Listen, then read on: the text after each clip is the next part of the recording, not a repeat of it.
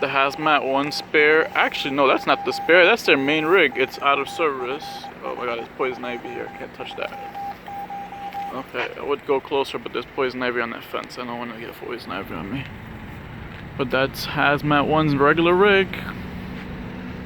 And then you have HTMU, which is a Hazmat tech company from oh, that's Hazmat 1's second piece that's in there. Wow, they're rocking spares. Dude, that's the current Hazmat one. Yeah, and the second piece is in there too. But they have like that might be the spare second. That's the identical spare. Yeah, they're equal.